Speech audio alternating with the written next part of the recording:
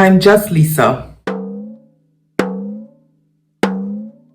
Law and Order, the original Law and Order.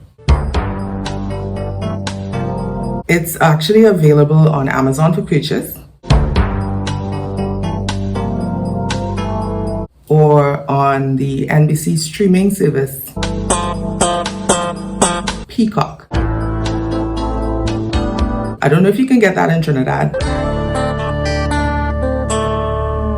Law and Order was, of course, this iconic American TV show that debuted in 1990 and ran until like 20 years later. What was that? 2010. And I have belly. Indeed, I do. Belly. And I sat and I watched the whole thing. What? We got a 1020. Could be a homicide. Vic conscious? Nope. Ambulance is on the way. Yep. 456 episodes. Oh, this really frosts my cookies, Max. Watched is a strong word. I had them sort of running in the background for a few weeks. It took a few weeks. Sort of running continuously as a background to my life. I did sit and watch a lot of the episodes. And I can tell you, it's an interesting kind of experience watching 20 years of TV. Oh, that's great. That's just terrific. You know the guy? Councilman Halsey, ring a bell?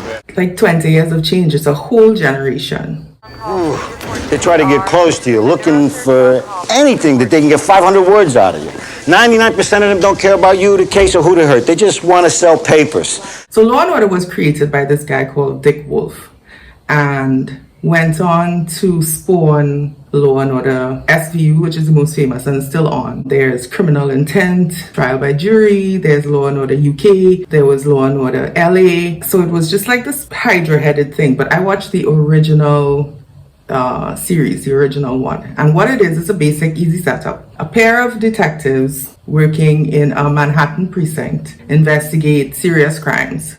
Two in the chest at close range. Somebody wasn't taking any chances.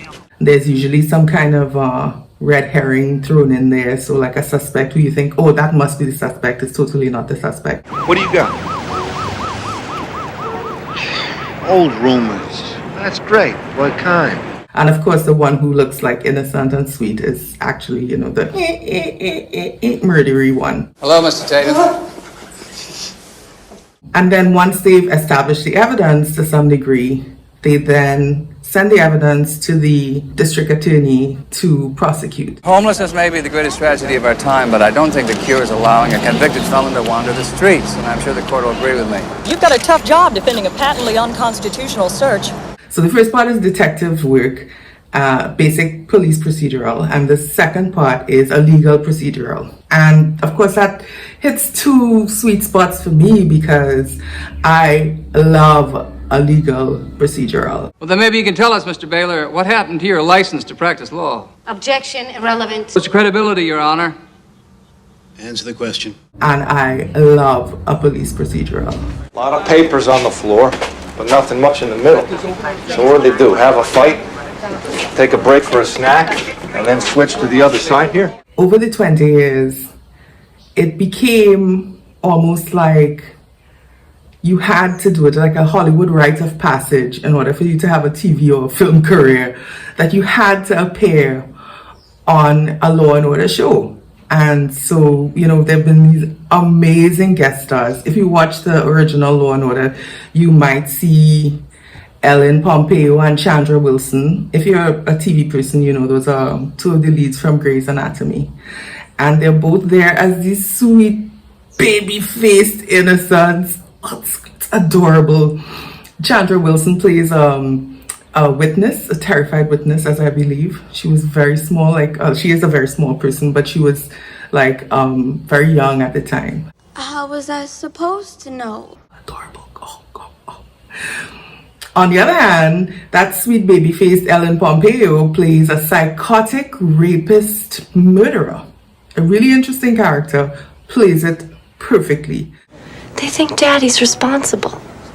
Whatever my mom told you, he had a good job. So who else has been on there? Julia Roberts, Idris Elba, Zoe Saldana, also Robin Williams, Bradley Cooper, Philip Seymour Hoffman, Juliana Margulies, Claire Danes, and of course the list is pretty much endless. We're talking about 456 episodes. There were a few people who were, would have appeared in 2 episodes, but generally speaking, it's a different cast for each episode, and it's really a different guest cast for each episode, and it's really quite overwhelming. Sometimes you see this actor from a big show or something, and you see them as this like background character in a scene, and you're like, hey, look. It's really cool. And some of these were actually the first roles, the first screen credit for these actors. Really interesting to watch that. After what he said about Mom, he made fun of me. He said I wasn't pretty enough. Great acting, wonderful acting, both from the guest performers and from the regular cast. I want to talk about the regular cast for a bit because the storyline reflects 20 years of policing in the US, right? So you have this core cast that always includes a white detective. At first it was 2 white detectives. I'm Detective Logan, this is Detective Greavy. They killed off the first guy, brought in another white detective, and then they got the other white guy off the show. So for many years it was the sort of what everybody thinks about now as like the kind of epitome of the New York detective, Lenny Briscoe. All right, if you remember anything, huh? Who was played by Jerry Orbach, rest in peace. And then he has partners who are black, who are Hispanic. That looks like some kind of code. You think Meeks was a loan shark? No, I don't think he was a colonel in the Salvation Army. The actor actually died, so the character left the series. And when his character is removed, it's replaced by yet another white guy. So there's never ever 2 black detectives working together. The head of their precinct is a woman. Her name is Lieutenant Anita Van Buren, and she's played amazingly, impeccably by S. Epatha Murkison. I'm messing that up. Well, even if she left anything behind in the car, we don't have enough for a warrant to search it. Interestingly, her character, Lieutenant Van Buren, she's a black woman, but she's never promoted to captain. Unless you arrest him in his car. She runs this important squad, never promoted to captain. She sues the department, and of course is blacklisted, no pun intended. Oh, get real, Lieutenant. We couldn't handle it, is that what you're saying? What you can't handle is my rank in a skirt, but this is neither the time nor the place to discuss it. She sues the department because the person who got the promotion to captain was a white woman. She's like, this isn't right. And so there's this thread of what it's like being black and blue, as they call it, in the US as an African-American person policing in America. And there's also a lot of interesting racial tension, not just between the characters, but also like in each episode, in several episodes, very memorable episodes. There's quite a lot of focus on race, racism, and what it means to be a black man, particularly, and a black woman in America. Sorry about your husband, ma'am. You're the investigating officers. We heard it was 2 black kids. Really interesting, especially during this Black Lives Matter time. It was also an interesting experience watching. So one of the main characters for about 18 years of the show is called Jack McCoy. You believe that doctors who terminate pregnancies should be killed? Yes, I do.